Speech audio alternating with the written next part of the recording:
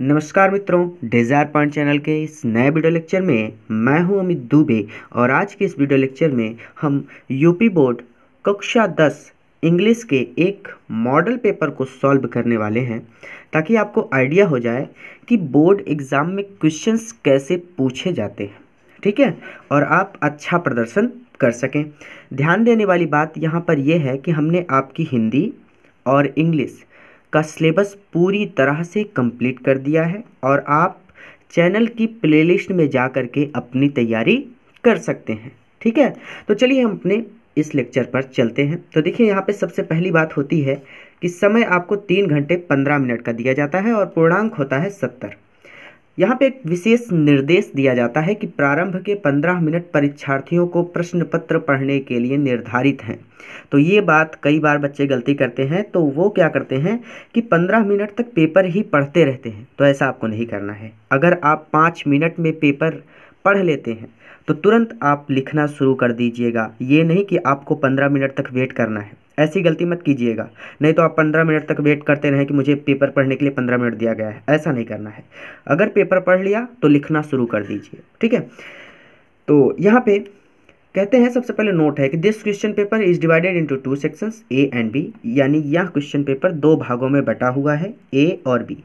All questions from the 2 sections are compulsory, यानी दोनों sections से ऑल क्वेश्चन, सभी प्रश्न कंपलसरी हैं, आवश्यक हैं। Marks are indicated against each questions, marks यानी अंक प्रत्येक क्वेश्चन के आगे लिखे हुए हैं। Read the questions very carefully before you start answering them, यानी प्रश्नों का उत्तर देने से पहले उन्हें अच्छी तरह से पढ़िए। तो चलिए हम अपने प्रश्न पर चलते हैं। तो सबसे पहली चीज़ जो आपको मिलती है, वहाँ पे आपको रीड द फॉलोइंग पैसेज, यानी एक पैसेज दिया जाता है, and answer the questions giving below it, यानी पैसेज को पढ़िए और इसके आगे दिए गए प्रश्नों का उत्तर दीजिए। तो सबसे पहला क्वेश्चन आपको भैया जो मिलेगा वो क्या है, वो है पैसेज। पैसेज आपको पढ़ना है कि भाई Socrates paused with the unfinished cup of poison in his hand, what the courage, यानी ये पढ़ते ही आपको समझ में आ गया होगा कि ये सुक्रेटिस चैप्टर से है। इसे अच्छे से पढ़िएगा। अब इसमें सबसे इम्पॉर्टेंट बात याद रखिए, आपसे अध्याय का नाम और अध्याय के लेखक का नाम जरूर पूछेगा। तो 30% सिलेबस कम हुआ है, यानी 1, 2, 3 और 4, यानी चारों चैप्टर के आपको अध्याय और उनके लेखक के नाम याद होने चाहिए। ठीक है, तो आपको 2 नंबर डेफिनेटली मिल जाएंगे। ठीक है, यहाँ पे कहता है write the name of the lesson from which the above passage has been taken, who is the writer of this lesson. ये तरीका मैंने आपको बताया है किस तरह से करना होता है ना, तो एक्सरसाइज कराते टाइम मैंने आपको बताया था। तो इसका आंसर हो जाएगा, इसका आंसर होगा पहले वाले का कि the above passage has been taken from the lesson Socrates, उसके बाद full stop, the author of the lesson is Rhoda Power. ठीक है, अगला क्वेश्चन है कि what did Socrates whisper to Crito. तो इसका आंसर होगा कि Socrates whisper to Crito, can you do me a favour, I owe a cock to Asclepius, will you pay the डेप्ट। ठीक है, इस तरह से आप इसको कर सकते हैं। आगे चलेंगे तो आगे आपको मिलेगा एक लॉन्ग आंसर टाइप क्वेश्चंस। देखिए, answer one of the following questions in about 60 word, यानी कम से कम 60 शब्दों में दोनों में से किसी एक का उत्तर दीजिए। तो what quality make a man a real ब्राह्मण, यानी एक व्यक्ति को वास्तविक ब्राह्मण कौन बनाता है। और दूसरा क्वेश्चन है कि how did hail storm affected Lencho's field, what was his single hope, यानी हेल स्टॉर्म ने लेंचो के फील्ड को कैसे इफेक्ट किया था, कैसे प्रभावित किया था, और what was his single hope, और उसकी अंतिम उम्मीद क्या थी। ठीक है, तो सिंगल मतलब एक होता है, तो इसका आंसर हो जाएगा। तो देखिए, हमने थोड़ा विद्या का सहारा लिया है ताकि हमें लिखना ना पड़े, बहुत बड़े बड़े क्वेश्चन हो जाते हैं। तो यहाँ पे आंसर हो जाएगा कि Lencho a poor farmer needed a saw badly in his fields, he was sure that it would rain as he had seen clouds in the northeast. One day big drops of rain began to fall. Lencho went out and was very happy as the raindrops amounted to coins. His field will yield rich crops due to these raindrops. But suddenly strong wind began to blow, and along with the rain very large hailstones began to fall. The smaller boys ran out to collect hailstones, which appeared like frozen pearls. For an hour the hailstones rained everywhere, including Lencho's cornfield. The field was white as if covered with salt. The flowers were gold from the plants. The corn was totally destroyed. Lencho's soul was filled with sadness. His single hope was help from the God, so he asked God for money. ठीक है, तो इसका answer ये हो जाएगा। आगे चलेंगे, इसके आगे आपको मिलेगा शॉर्ट आंसर। इसमें से आपको 3 क्वेश्चन में से 2 का आंसर देना होगा। तो पहला क्वेश्चन है, देखिए कहता है कि answer 2 of the following questions in about 25 words each, यानी कम से कम 25 शब्दों में इनमें से 2 का उत्तर देना है आपको। तो पहला प्रश्न है कि what did Ganga reminds Nehru of, Ganga Nehru को किसकी याद दिलाती है।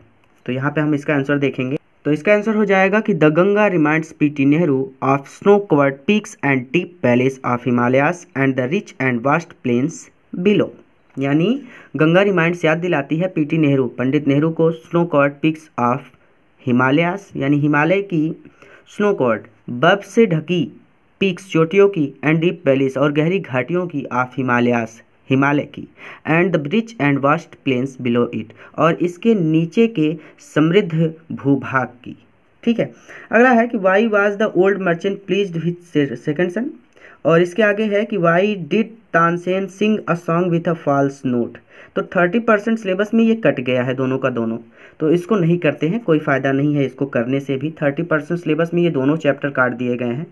ठीक है, तो ये एक मैंने करा दिया है। अब की बार इन 2 चैप्टर्स से क्वेश्चंस नहीं आएंगे। चलिए आगे चलते हैं। चौथा क्वेश्चन जो है आपका वो मैच मिलता है, match the words of list A with their meanings in list B। ये जो आपने अध्याय में वर्ड मीनिंग पढ़ी होती है वहीं से आता है, कहीं अलग से नहीं आता। तो देखिए इसका अर्ग्ड का जो होगा, ये अर्ग्ड का हो जाएगा इंस्पायर्ड। इन्फ्लुएंस, इन्फ्लुएंस का होना चाहिए इम्प्रेशन। ओव, ओव का होगा इंडेप्टेड। ओवरवेल्म्ड, ओवरवेल्म्ड का ओवर से ही होना चाहिए, ओवर पावर्ड। ठीक है, तो इसका ये हो जाएगा। आगे चलते हैं, कहते हैं कि इसके बाद आपको पोएट्री से क्वेश्चंस देखने को मिलते हैं कि read the following lines of poetry and answer the questions giving below it. तो रीड करिए, पढ़िए द पोएट्री यानी लाइंस ऑफ पोएट्री, यानी इस कविता की पंक्तियों को पढ़िए and answer question below it, और इसके नीचे जो क्वेश्चंस दिए गए हैं उनका आंसर लिखिए। तो ये चैप्टर 30% सिलेबस में कट गया है, लेकिन फिर भी अब दिया है क्योंकि यही एक दिया है, तो चलिए मैं करवा देता हूँ कि not gold but only men can make a people great and strong, men who for truth and honours seek stand fast and suffer long.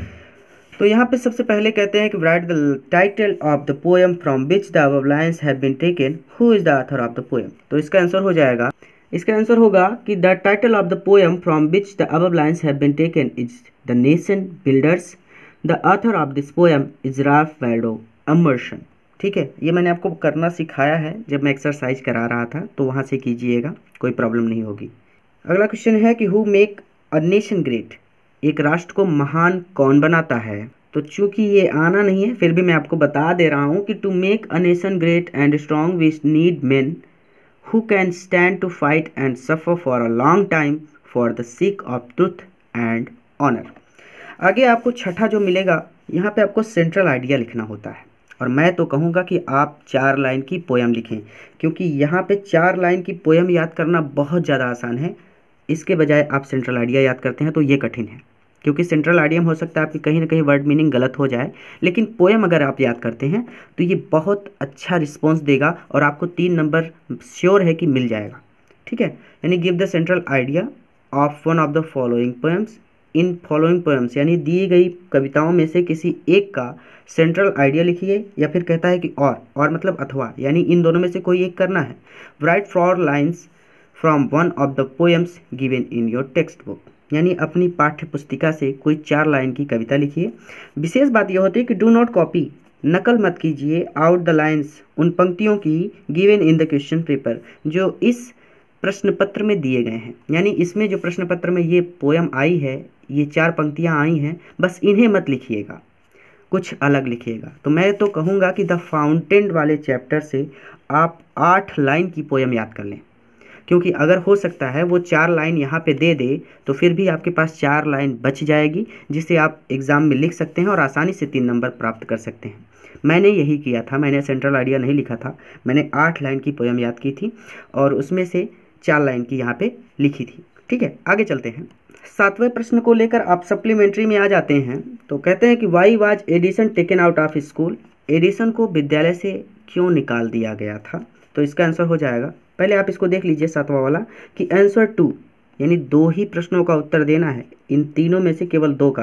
Of the following questions in about 25 words each, यानी 25 शब्दों में, कम से कम 25 शब्दों में आपको इन दोनों में से, यानी इन तीनों में से किन्हीं दो का उत्तर देना है। तो why was Edison taken out of the school, तो इसका आंसर हो जाएगा कि Edison was taken out of school because his teacher thought that he was naughty and stupid. अगला क्वेश्चन है कि why was Jesse Owens angry, ये है what did the angel ask the king to do before sitting on the throne, इसे आप अपने से करेंगे। ये तीसरा आएगा नहीं बोर्ड एग्जाम में, लेकिन फिर भी मैं करवा दे रहा हूँ क्योंकि कम से कम दो करवाने हैं और ये मैं चाहता हूँ कि ये स्वयं से करें आप। तो why was Jesse Owens angry, Jesse Owens क्रोधित क्यों था, ये थर्ड चैप्टर का है, ठीक है। और थर्ड चैप्टर 30% सिलेबस में नहीं है, केवल दो ही चैप्टर हैं। पहला है जजमेंट सीट ऑफ विक्रमादित्य और दूसरा है the inventor who kept his promise, ठीक है। यही दो चैप्टर पढ़ने हैं सप्लीमेंट्री में इस बार। तो मैं आपको बता दे रहा हूँ कि why was Jesse Owens angry, तो इसका होगा Jesse Owens was angry because he did not like Hitler's master race theory that the German race was superior to all others. तो इसका कोई मतलब नहीं बनता क्योंकि इसके से क्वेश्चन आने ही नहीं है। तो आगे है कि point out true and false, आपको सही और गलत का निशान लगाना है, यानी बताना है कि इन चारों में से, इन चारों को करना है, प्रत्येक एक एक नंबर का है, ठीक है। तो चारों में से कौन सही है और कौन गलत है ये आपको बताना है। तो पहला कहता है कि an angry athlete is an athlete who will make mistakes, ये चैप्टर तो आपने पढ़ा नहीं होगा, ये तीसरे चैप्टर का है क्योंकि 30% में कम है तो आपने पढ़ा नहीं होगा। तो इसकी हिंदी होगी कि एक क्रोधित खिलाड़ी वह खिलाड़ी होता है जो गलतियां कर देता है। तो ये जो है ये ट्रू है। जेसी Owens was an American Negro, तो ये भी ट्रू है क्योंकि आपने पढ़ा नहीं है, तो ये भी ट्रू है कि अमेरिकन निग्रो था जेसी ओवेंस। उसके बाद है कि Vikramaditya was not the greatest जज इन हिस्ट्री, इतिहास में विक्रमादित्य सबसे महान जज नहीं थे, ये गलत है। The stone angels allowed the king to sit on the judgment seat, यानी एंजल्स जो देवदूत थे उन्होंने राजा को जजमेंट सीट पर बैठने की अनुमति दे दी थी, ये भी फॉल्स है। यानी ये फॉल्स है, ये फॉल्स है और ये ऊपर वाले दोनों ट्रू हैं। आगे चलेंगे तो आपको ये भी सप्लीमेंट्री से ही मिलता है, जहाँ पे आपको चार ऑप्शंस में से कोई एक ऑप्शन सही होता है और आपको टिक लगाना होता है, बताना होता है। तो यहाँ पे आपको देखता है कि एडिशन, देखिए यहाँ पे 9th है कि select the most suitable alternative to complete the following statements, यानी सही निशान पर टिक लगाइए, आप सीधा इतना समझिए। तो Edison succeed in making an electric bulb इन, यानी एडिसन सफल हो गए थे in making an electric bulb, एक विद्युत बल्ब बनाने में, इन 1889 होगा, तीसरा वाला सही है। When the servant girl drank a wonderful mixture, इसका आंसर थोड़ा आप देंगे, कमेंट कीजिएगा ताकि मुझे पता चले कि आपने चैप्टर को कितनी अच्छी तरह से पढ़ा है। ये फर्स्ट चैप्टर से है कि जब सर्वेंट गर्ल यानी नौकरानी लड़की ने ड्रैंक द वंडरफुल मिक्सचर, उस मिक्सचर को पी लिया था, जो एडिसन ने मिक्सचर सर्वेंट यानी नौकरानी लड़की को जो मिक्सचर एडिसन ने दिया था और उसे पीने के बाद she began to fly in the sky, वो आसमान में उड़ने लगी थी। Started running here and there, यहाँ वहाँ दौड़ने लगी थी। जम्प्ड अप एट वंस, एक ही बार ऊपर की ओर कूदी थी। फेल इल, बीमार पड़ गई थी। तो इन चारों में से कौन सा सही होगा, कमेंट कीजिए, पहले कमेंट कीजिए उसके बाद आगे आइए, ठीक है, ताकि मुझे पता चले कि आप कितनी तैयारी कर रहे हैं। आगे चलते हैं। The king could not sit on the seat of judgment because, the king राजा कुड नॉट सिट नहीं बैठ सका था ऑन सीट ऑफ जजमेंट न्याय सिंहासन पर, because his heart was not pure as that of a little child, उसका हृदय एक छोटे बच्चे की तरह साफ नहीं था, पवित्र नहीं था। ही कुड नॉट प्रे, उसने प्रार्थना नहीं की थी। हिज पीपल डिसलाइक हिम, उसके लोग उसे पसंद नहीं करते थे। ही डिड नॉट कीप फास्ट, उसने व्रत नहीं रखे थे। तो इसका पहला वाला सही होगा। The important thing in Olympic games, ये आएगा नहीं लेकिन मैं आपको बता दूं टेकिंग पार्ट होगा, चौथा सही है। अब सेक्शन बी में आते हैं तो यहाँ पे आपको ग्रामर मिलता है, ठीक है। तो सेक्शन बी में सबसे पहले आपको मिलता है कि कहते हैं कि डू एज इंडिकेटेड अगेंस्ट, वैसा ही कीजिए, इंडिकेटेड जैसा आपको बताया गया है, against each of the following statement, यानी प्रत्येक कथन के सामने जैसा बताया गया है आपको ठीक वैसा ही करना है। इस पर थोड़ा ध्यान दीजिएगा, ठीक है, क्योंकि ग्रामर है, बच्चे कंफ्यूज हो जाते हैं। तो कहते हैं कि पहला वाला है to gift brother sent my me birthday my on, frame a correct sentence by reordering the words. ये रीऑर्डर होता है, बहुत ज़्यादा सिंपल होता है। करेक्ट सेंटेंस बनाना है, यानी इन सभी शब्दों को, यानी ये जो दिए गए हैं इन सभी को मिला करके एक सही सेंटेंस यानी एक सही वाक्य बनाना है, और आपको 2 नंबर आसानी से मिल जाएंगे। तो मैं आपको बता दे रहा हूँ कि इसका आंसर होगा my brother sent a gift to me on my birthday. ठीक है, आगे चलेंगे। He gave me a glass of water, change into passive voice. Passive voice में चेंज करना है, मैंने आपको पढ़ाया है, सीधे सीधे मैं बता दे रहा हूँ कि a glass of water was given to me by him हो जाएगा।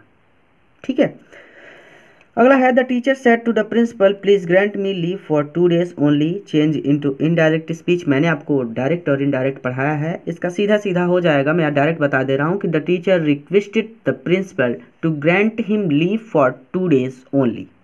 आगे कहते हैं कि he has to bring his umbrella, use correct form of verb forget, यानी फॉरगेट की सही फॉर्म भरनी है आपको यहाँ पर।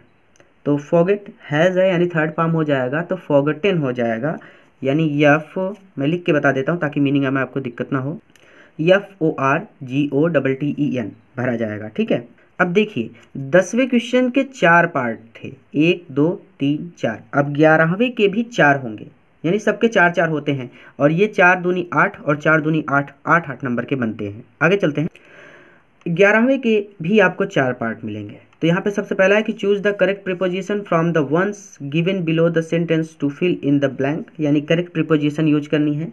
ही will return home 6 o'clock, since, from, for, by.